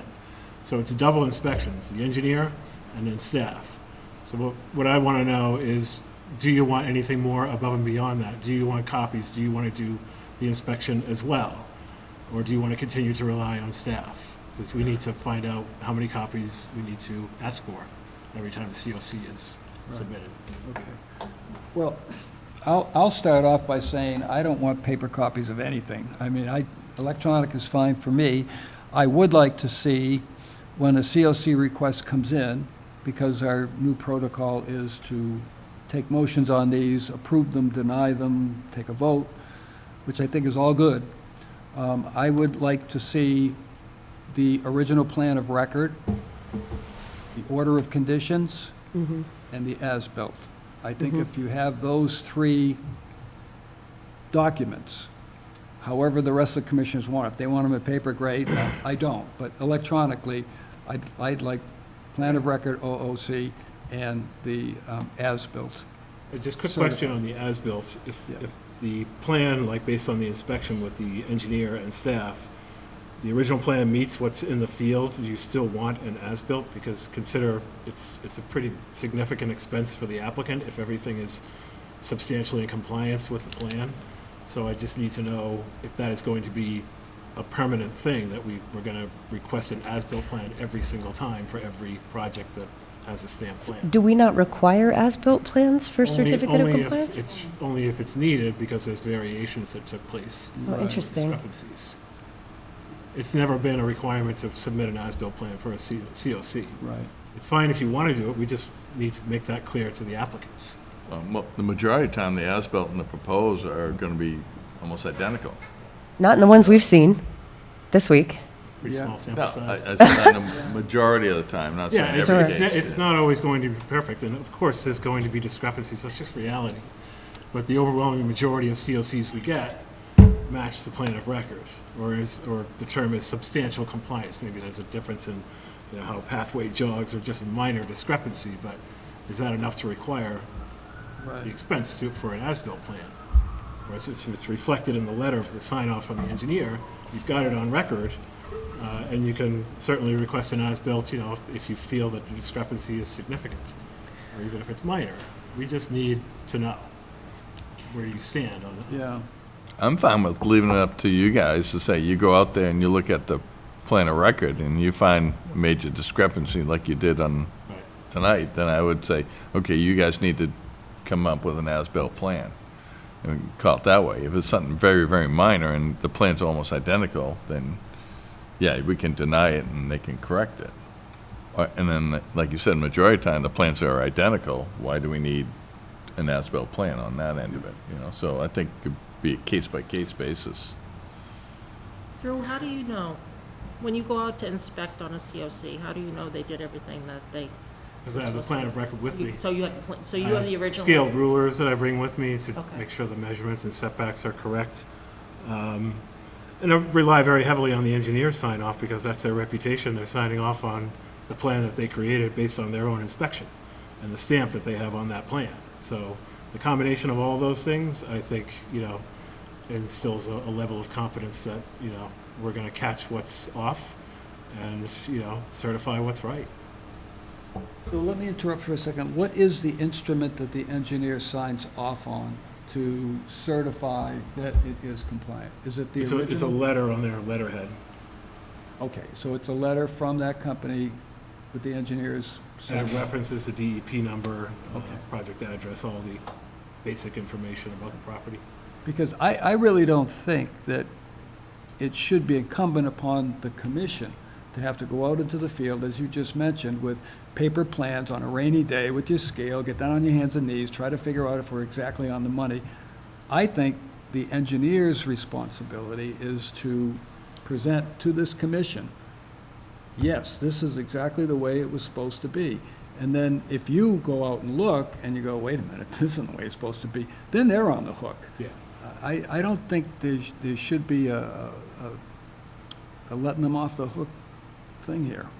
No, That's why I said have an as-built. And I understand most of them would probably be identical. Yeah. But in a case like we saw tonight, they weren't. And there were some changes. I asked about changes. I know you did, and somebody else did. What I would request then is, let's get a consensus through a vote, just so we Yeah. can move on to other topics. Sure. First of all, do you want paper copies of COCs for everyone, every time? Because we're not going to go back and forth with, I want some and I don't want some. It's either Okay. all or nothing. And do you want to require as-built plans across the board, no matter what? Those Okay. are the two things that I'd like to get a consensus on. All right, so let me go right around the room. Steve? As-built plan, no. No, And paper copies? no. Okay. No on Rich? both. No on both. Shauna? No on both. No on both. Neil? No on both. Sarah? Yes on both. Paper And, copy? yes, and I will say, I understand that it's incumbent on the engineers to certify their own work, which is in their best interest to do. I understand that we have the benefit of having a three-person conservation staff that can do this work, but it's our names on that legally binding document that's attached to the deed for the house, and I would like to have the information available to perform due diligence. And in the last two hearings where I've had paper copies of the COCs, there have been discrepancies between the as-built and what was there in the field. So I would like paper So you're copies every yes. time, and I would like to see an as-built every Yes on time. both. Sandy? No on the paper copies and yes on the as-built. Okay. And I'm no on any kind of paper, but I would like to see an as-built, even if they are identical. These are, in some cases, multi-million-dollar projects, and I think asking for an as-built, I get it with a project that's been filed by a homeowner, and we could make an exception on a case-by-case basis, but some of these bigger projects, I would like to see the as-built. Or All at right. the very least, Yeah. certification by the engineer with their stamp Sure. on it, so that they're held accountable. So what I'm hearing is, as far as paper copies, the majority says no. As far as as-built, I kind of lost tally as far as the preference. Three Two, as-bills. three, 3 and 3, so we'll Three. require as-built. yeah, Both? No on both. Yeah, so we have four. and four said no. Okay, so, We didn't hear from Marjorie or yeah, Alex, I don't know what so their no as-built, no preference would paper copies. We will have as-built as necessary. be. Yeah, I think on the bigger projects, Yeah, I think we should have them. sure, understood. Some small homeowner that puts an addition on or something, that might not be. Yeah, we can use our discretion as far as that. But you know what I'm talking about, these, like Yeah. a raise and replace. Yeah, Absolutely, I I just can't believe we understood. wouldn't do that. 100%. Okay. Anything further on that one? Nope. Signing of permits upon close of public hearing and issuance with stated conditions. And I know this is something, Drew, that you had asked to Yes. put on for discussion, so I'll have you begin it, and we'll, as the Yeah, last one, so we'll take it right around the table. I just want to get, again, a consensus from each of the commissioners.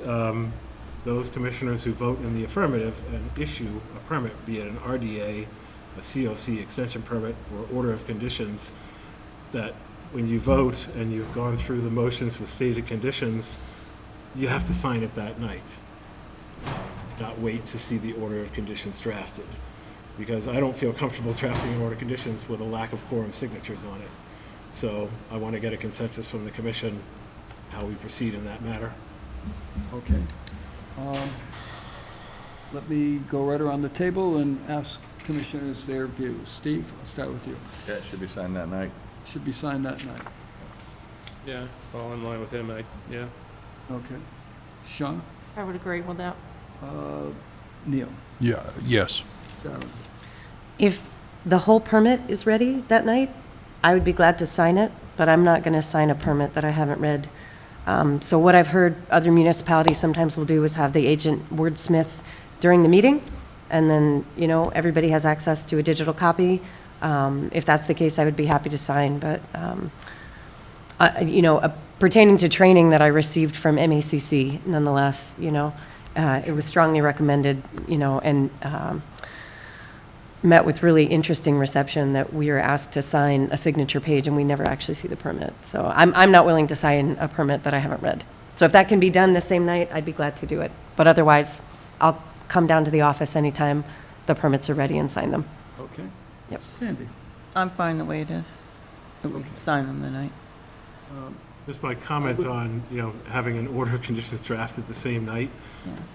You're looking at substantial time for that to take place. Plus, we can't draft an order of conditions until a motion is made with conditions, and then it gets drafted. So from my perspective, that's an enormously time-consuming process. If you vote in the affirmative and you stated all the conditions that you're comfortable with, you should be able to rely comfortably on staff to reflect those conditions. And we can certainly send them off to you, once they're drafted. I don't go and draft order conditions the very next day, because there is an appeal period, too, keep in mind. So 10 days. we are beholden to a 21-day deadline, and the last thing I want to do is chase down signatures while Right. we're up against the clock after, commissioners have voted in the affirmative with stated conditions. I don't know what else there is to do other than to have the commissioners themselves draft the conditions that night at the meeting and then sign them. Right, I don't know what else to suggest. yeah. Well, my way in is that when the signature page comes around, and I know some of our meetings have gone late at night, I've always been a person that doesn't sign the page if I voted no. I don't want my name on an order of conditions that I voted against a project. Sure. And some nights it's been very difficult to figure out which page is which because they weren't clearly marked either with a DEP number or the address of the project itself. So as long as the signature page is clearly identified with the address of the project, because it is a flurry here at night, Dan will be the first one to admit that, I don't have a problem with it. I would like to have a copy of the order when it's finished and forwarded to me so that I would have that for my records. But I get the time crunch. There was a... Keep in mind, too, that, when orders are drafted, after you have signed, before you have seen them, you still maintain authority to require, amendments or revocation or, whatever you see fit once the project gets going or is completed. So you're not sacrificing authority by signing a permit, because I sent out drafts of all of our order condition templates a while back. I don't know if everybody saw them, but there's a number of catch-all kind of conditions, boilerplate, Right. that cover a variety of scenarios to prevent somebody from circumnavigating the process or getting away with anything. And we did that purposefully, so that you could feel confident that when we issue an order conditions, Fill the gaps. we are not losing any sort of authority moving forward. This really has to do with beholding to state timelines and statutes, and, appeal periods, and, my overall discomfort with drafting an order conditions with a lack of quorum signatures. I can refer back to my days in the town of Clinton when I was a conservation agent, not on the commission, but as an agent with 5 commissioners. And I would have a hard enough time getting a quorum for a meeting, and then they'd walk out without signing, and I'd have to go find them. And we lost jurisdiction on jobs. Yeah. You can, very easily. But I do believe that the sheets should be clearly marked, because people do vote no, and they don't want to sign those. Sure. We talked could about that certainly- It should before. not be on it. Yeah. Yeah, If somebody pulls it up 2 years from now and say, hey, you voted for this? I can't believe you did. So I don't want my name on an OOC that I didn't approve. But other than that, I'd be okay with the page itself. So did you get that count? I don't know if we got around the room. Consensus is to stay the course. Yeah. Okay. And if you don't feel comfortable signing, Sarah, you can just vote Yeah, in the denial. And that way your No, signature to will be clear, if it becomes problematic in terms of the time, this is not how it's done everywhere. I don't think it's an unreasonable request to read a legally binding document before I sign it. I'm 3 minutes away, I will come down and sign it. That's exactly what I did last week. Leave it You let to me the know, discretion I'll of be the there the same day. I'm fine with that. Yep. Yeah, absolutely. But sometimes if you're away, Sure. If after it the becomes an meeting, issue, yeah. it becomes an issue, but it's not right now. This is, no, for you, but I'm saying for other people, sure, you might not be able to get back down. sure. So. One last discussion item is water quality. As I said, I Before we wanted to... move on to that, sorry, I had another comment on that. Okay. I really wanted to see if the commission could make a ruling as a requirement for signatures. I don't think we can leave it open-ended like that. You should sign permits that you vote in the affirmative for and stated conditions at the end of the meeting. So can we get a ruling on that? Or do we need to go to town council? Point of order. I mean, the commission can't rule that I sign a document before I read it. This is, This is, Yeah, I'm not. Getting a little sh- absurd. I'm not sure on that. I'll make a request for legal services and we get some clarity. Yeah. Okay. I respect Sarah's intent to want to see something before she signs it. That's why I wanted to make sure that the signature page was clearly identified to go with that set of conditions that I either voted for or didn't. Right, If I didn't right, vote for it, yeah. I'm not going to sign it anyways. But if I'm going to sign it, I want to make sure that I'm signing a sheet that reflects what occurred in the meeting. Sure. And I'm comfortable with that. Okay, But, yeah, getting clarification sounds Yeah. right, yeah. And it sounds like the majority of the people are okay with that. Okay. So I don't know if you want to spend time with legal counsel or not, but Oh, just for my own clarification, I guess. Yeah. Sake, you know, I'll leave that as. I prefer consistency given our state timelines. Yep, Just makes everything run smoother. okay. All right. Yesterday, I can't remember if it was yesterday or the day before, we had our EOC meeting. It was Tuesday. And Brian Tobin came, and we were discussing the housing production plan draft, and he's got a very ambitious timeframe of 45 days to revise that draft, get it before planning board's approval, get it before select board's approval, have it open for public comment. So I expressed, again, on behalf of the EOC, concerns for water quality and the sewer system, and it was a fairly lengthy discussion. I reminded him of the summer figures that he just recently projected for the population for the town of Mashpee, and the full-time resident figures. I don't know if you're aware of those or saw those in the newspaper. Those numbers are way up there. Even our full-time year-round residents, the number was 16,000 and, hold on, I have them right here. We're also getting a lot of press that it's a really great place to live. Say that again? We're getting a lot of press that it's one of the best places to live, Mashpee. really? Where's that? That was in, I don't remember where I read that, but. Yeah, the town won, last year before, is like best town in the state or something like that. It was some voting thing that they won, so the town won it. So, yeah, the figures were 16,039 for year-round, and the projected summer for 2025 is 37,079.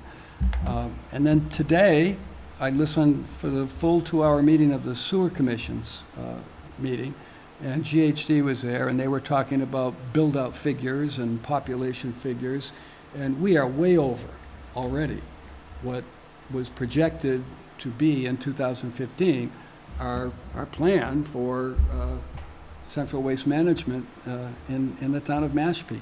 And this is not just a Mashpee problem, it's a problem across the entire Cape. Everybody's grappling with growth, and we're there. We were there a long time ago. And growth is a serious issue that the Cape Cod Commission is facing with what they're doing, and we're facing it here. I went through Brian's figures, and I translated these people as adults, I know there's children involved with it, and I worked it through all the formulas necessary through the medical association to see how many millimeters of urine each person deposits in a day. I then took what the milligram rate for nitrogen is in that urine, and then I converted it. I went the whole 9 yards with this thing, and what it comes down to in the summer population, 1,471.4 pounds of nitrogen every 24 hours. That's what's going into our waste. Now, some of it goes to, obviously, wastewater treatment plants. We have, I think, 5 active ones now. But most of it, as you know, goes into the ground. And this is why we are where we are. And we are in a situation where it's got to be addressed by a resolution for climate resiliency, but that's not going to solve this problem. And the sewer system, as you were talking earlier, is going to help, but it's not the only solution. There are a lot of things that we as a Conservation Commission are going to have to start focusing on to address the problems that we have for water quality.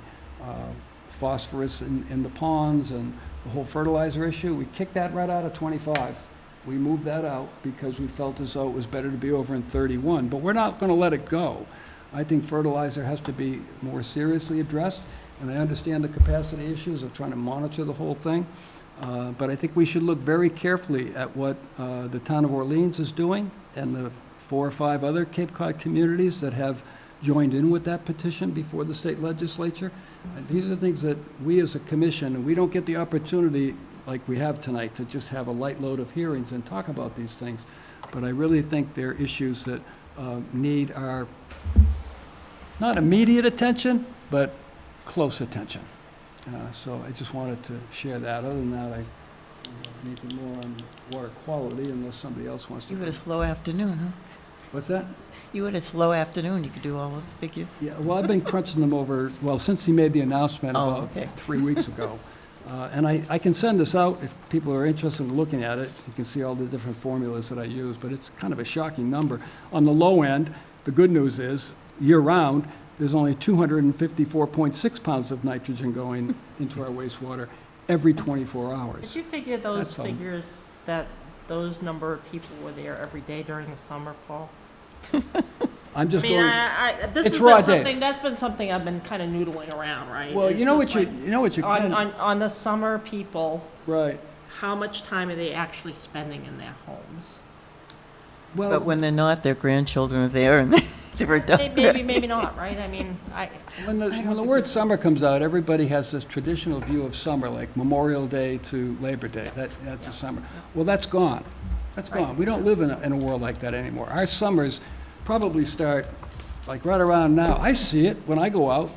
I go into Roach Brothers, and I can tell just by how much food they have onto the tables, they know what they're doing as far as selling food. And so our population is already swelling. I don't have to wait for Memorial Day, and you know what I'm saying. So that whole window of summer population is not really what I'm calculating here. This thing's getting bigger and bigger all the time. Our year-round numbers are way up. So it'll be interesting to see what, when it does, by the way, I was just trying to decide whether your figure's worst-case scenario or I always somewhere. plan worst case. That way you're safe, you know, and you can always scale it back. The good news is that the wastewater treatment plant is going to start testing clear water next week. And it's going to turn on for, I believe they said today, April 1. They're going to start putting, I think Sea Oaks is going in first. And then Summerview's going in, I think. And then they started to tell people that are on some of those streets to get a hold of your contractors right now. Start hooking in. Mid-June. So we're on our way, but as you said, Sarah, it's not going to happen in my tenure on this commission to see eelgrass again and nice water, but it's going to happen. I mean, that's what we're all here for. Okay, updates? Is there things that? Just one, just a reminder, April 5th, the community engagement event at the Mashpee Wampanoag Tribal Center from 9:30 Yeah. to 12:30. We'll be discussing 3 major restoration projects of Red Brook Road Culvert and Red Brook Restoration, Upper Quashnet, and Upper Mashpee Rivers. So if you're going to go as more than 3 of you, don't converse in a group of more than 3. This is separate. Just space yourselves Work out. the room. Keep a distance. I'll be the chaperone. Okay, anything else? Additional topics that anyone would like to bring up? If not, I would. The herring are in as of today. So are the osprey, by the way. Saw one today. Saw one today, so, I saw an Saw one osprey today? today. yeah. just Back from flying Brazil. overhead. I was looking for them. They usually right around now, yeah. The one at Mashpee River on Quiniquisette, he's already in the nest, just hanging out. Oh, okay, yeah, it's right down the street from my house. Somebody on the sewer Bullet commission tramp. today said they saw ospreys as well, so. They're they're back. fascinating. Blue heron, saw them as well, so they're in. The heron are in, they're in, so. Yeah. Signs of spring, it's all good. And any word from the tribe? Still waiting. Should we be concerned about that? I'm not. Okay. I'm not. They have a lot, they always have a lot going on. So I'm not too concerned. I'm gonna get a little, I guess I'll be a little concerned once say June comes around Okay. or something. I don't hear June. anything, so. It's been a couple months already, so I'm just waiting, you know, so. Would it, I had a conversation with a member of the tribal council, just a social conversation, and a few names were kind of batted around as possibilities, but nothing has been, Yeah, same thing, I've heard the same you've thing. probably heard the same. But until we get official notification, we're not going to be able to sit down and start talking. But the sooner the better. I'm raring to go. Good. Do you have anything to sign for that, is that COC that got approved, right? Nothing tonight, right? Didn't we approve what COC? Did approve. Yes, One COC. One COC, right? I'm sitting here almost half asleep, all right. Don't leave. It's, Hey, Drew, just to make sure he grabs the right one first. Yeah. So this is 43-2399. Pass that down. just one, before we adjourn, since I saw that. You can sign it after. the Harbor adjournment. management thing, Oh. I thought you were gonna send it to me. Oh, I'm sorry, what did you? The draft? Yeah, the draft of the harbor management report. Oh, I'm sorry. Yeah. Just fell off the radar. Yeah, So that's you right. wanted to see a draft of that? Yeah, yeah, Yeah, I'd be curious sure. to read it. Is I'll that send- You'll small send it enough off to everybody. Yeah, I was gonna One say- more meeting before it gets finalized, so it's still in draft form. Yeah, send it to me as well, Drew. I'd like to Yeah, I'll take a send it out peek to at everybody. Yeah. Yeah, that'd be fine for seeing the draft. Oh, and just to let everybody know that I was on Tide Run yesterday, 25 Tide Run, and they had major violations on the, working into the marsh, going past the silt fences were down. Dan went out there to check it out. and- Yes, so I've contacted the project manager as well as the current contractor who's doing that. They are doing some electrical work out to the dock that was not in the plan, and the limit of work prior to that happening was already pretty much failed. So today I was out there, they didn't conduct any work other than just reshoring up the limit of work, installing a new limit of work, and putting limit of work down near the dock area, so that there can be no issues there. So yeah, that's, I'll be back there tomorrow to discuss with them again, and we'll see where it goes. Yeah, I'm just have concern with those fabric silt screens or whatever the fences what I call. I don't think they're holding up, but I'm just seeing them getting knocked down everywhere in storms. Yeah. And then I'm concerned on 151 because they're on both sides of 151 all the way It's down. supposed to be in combination, like tucked under the Sock. silt sock or wattle or whatever. But yeah, they easily break free and start tearing Yeah. apart. So maybe something to consider, like not even having as part of erosion control. Yeah, Just have, silt socks or wattles or something like that yeah. without the silt fence. Yeah, because it gets shredded up and it becomes debris and. Oh, yeah, the one on Tide Run was like Yeah. practically non-existent in a while. And that one was all sand, because obviously it was a raise and replace of a house, so Yeah. the area within the limit of work was pretty much leveled. And then with all the rain, it saw its limit, that's for certain. So they absolutely reinstalled that today, so we'll see where it goes from there. Okay. Okay, I'd accept a motion to adjourn. So moved. Thank you, Steve. Second. Thank you, Sandy. Any discussion? None? I'll take a vote. Steve? Yes. Rich? Yes. Sarah? Yes. Sandy? Yes. And I vote yes as well. Thank you, everybody. Okay, thanks.